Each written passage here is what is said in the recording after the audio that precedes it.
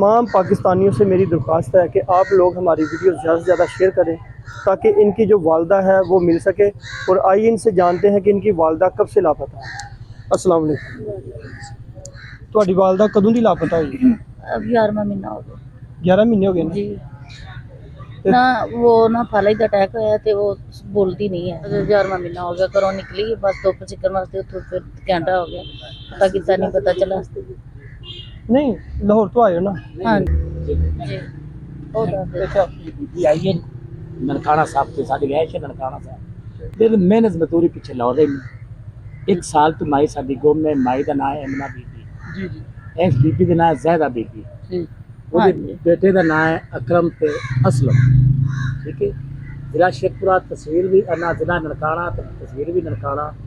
डाक खाना साडा लाडो होना, पिंड साडा साहब कुरैशी फैमिली ना साडा तल्लक। ये बड़े अफसोस के साथ मुझे ये कहना पड़ रहा है कि ये अपनी वालदा को ढूंढते हुए ना सियालकोट में आ चुकी हैं। आप सबकी माएँ हैं, बहनें हैं, आप सबसे दरख्वास्त है जितनी हो सकता है आप लोग इनकी हेल्प करें ताकि इनकी वालदा जो है, वीडियो में नज़र आने वाली जो आपको मैं अभी तस्वीर में दिखा रहा हूँ, ये इनकी वालदा है। तो आप जो है ना भरपूर कोशिश करें ताकि इनकी वालदा जो है वो मिल सके।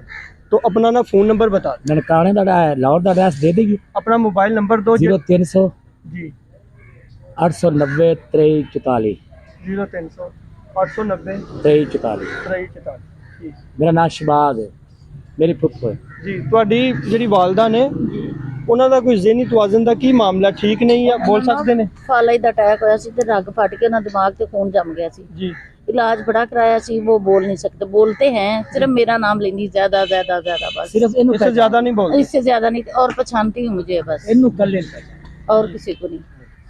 जी। हाँ जी बस। तो तो आपने कहाँ एक साल हो गया है, बड़ा लंबा सा लाहौर हो में गया, तो कहाँ बहुत पे पता किया? लाहौर में तो बहुत ज्यादा लाहौर से दूर बहुत ज्यादा। मुद्दों खानों में, हॉस्पिटलों में, सड़कों में बहुत ज्यादा इश्तिहार भी छुपा के लाए हैं, और उनकी तस्वीर भी और नंबर भी, एड्रेस भी, सारा कुछ उनके ऊपर लिखा के वो सब कुछ दिया, बाकी लेकिन पता नहीं चला। फिर भी पता नहीं चला? फिर भी नहीं चला। 11वां महीना हो गया। तो आपकी मेहरबानी होगी पाकिस्तानी, बहुत बहुत ज्यादा मेहरबानी होगी। आप मुझे जब जहाँ भी मिले तो लाजमी बता देना। नंबर तो दे दीजिए। हाँ जी, इस नंबर पे रब्ता कर लेना। जी ठीक है, ठीक।